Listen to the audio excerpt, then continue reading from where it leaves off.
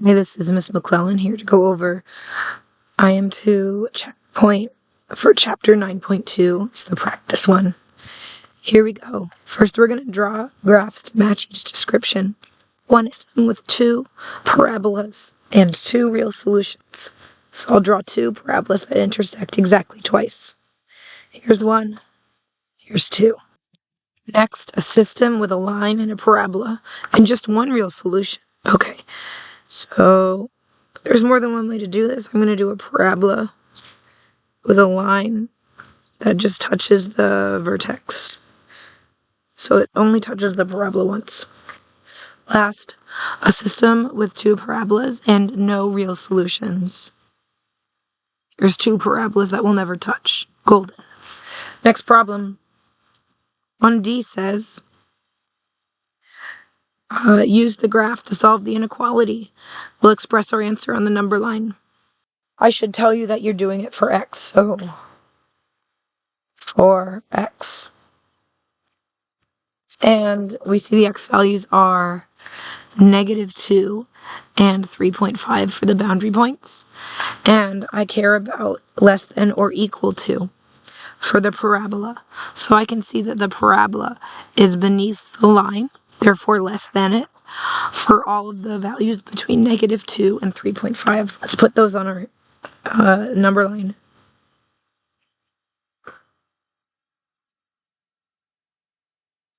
And we'll need closed circles since equality is allowed. Okay. And everything between those numbers is a solution. There we go. Okay, next problem. Now we're going to solve these quadratic inequalities, and we'll choose one to solve graphically and the other to solve algebraically. Both are possible with either method, but I'm going to do the one that's easier for algebra, with algebra. So I'll do B with algebra.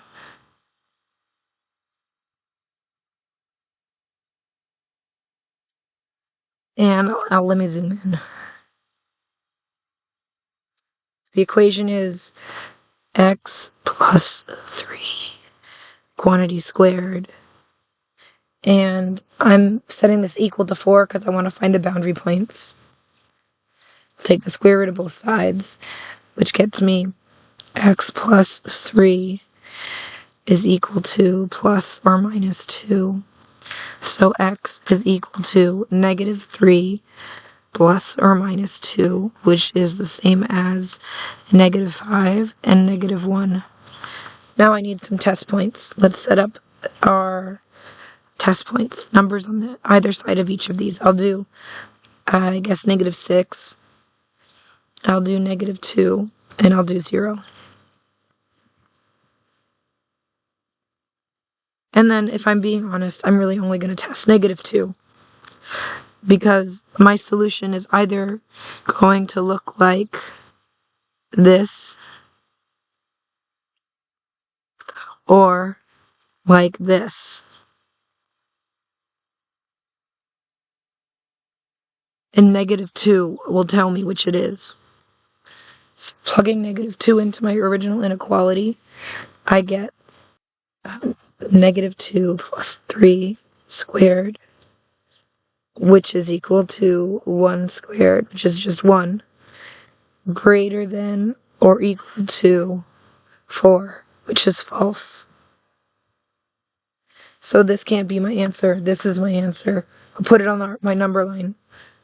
All right. -5. Boundary point. -1. Boundary point. No answers between them. So the answers are on either side. Opposite. That's it. Okay. Now to do the graphic one.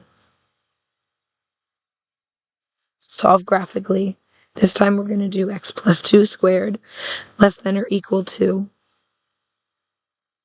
x plus 4. I'll start with graphing the line. Okay, the line's going to be pink.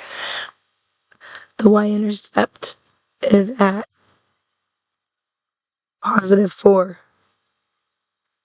And the slope is just 1, so I'm going over 1, up 1 forever. Over 1, up 1. in a straight line.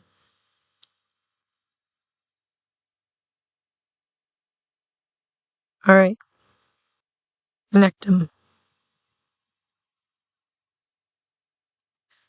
I can do better.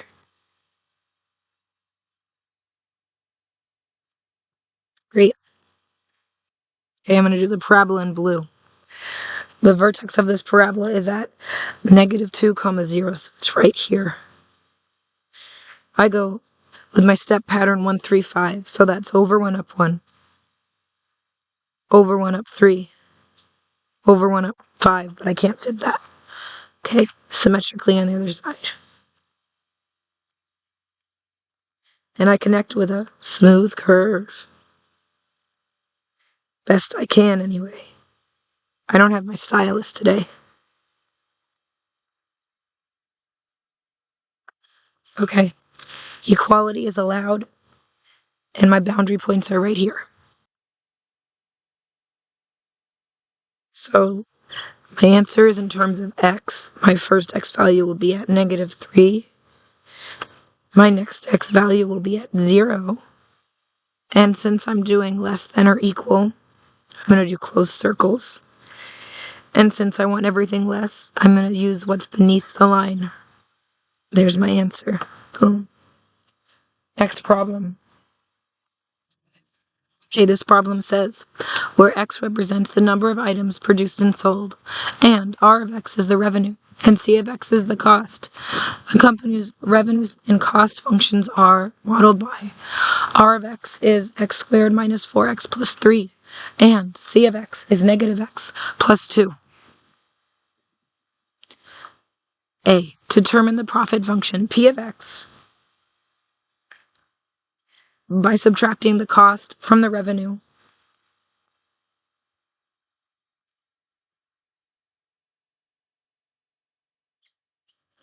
Okay, so my revenue function is x squared minus 4x plus 3.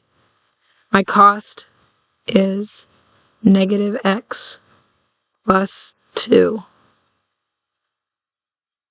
Alright, this is the same as x squared minus 4x plus 3 plus, gotta distribute that negative, x minus 2.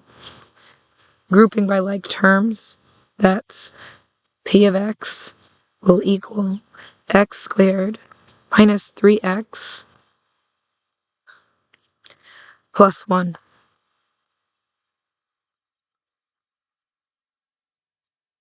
Next is part B. Find the break-even points by setting the profit function equal to 0 and solving for x. So my profit function again is p of x is equal to x squared minus 3x plus 1.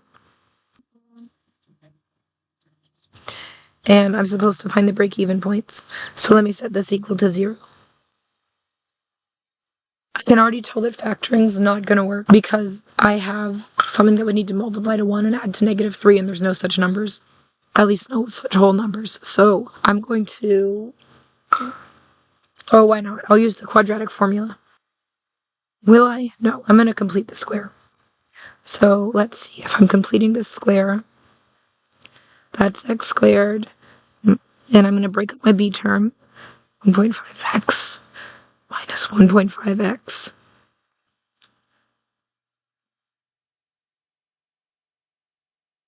Okay, and then down here, 1.5 squared is 2.25.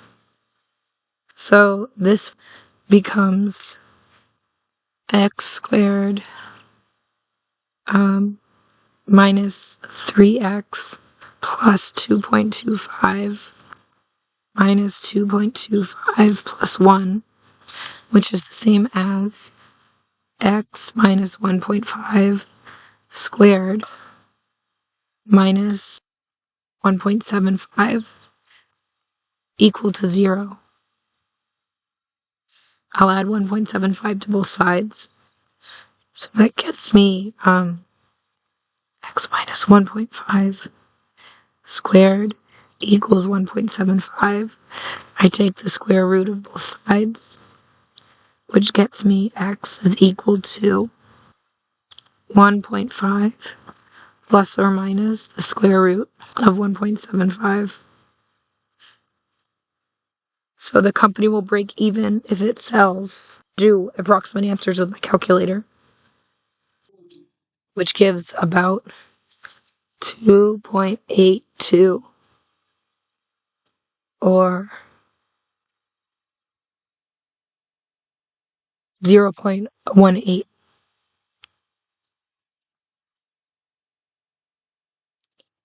And you know, because you set the equation equal to 0 and solved, which gave you the solution. These values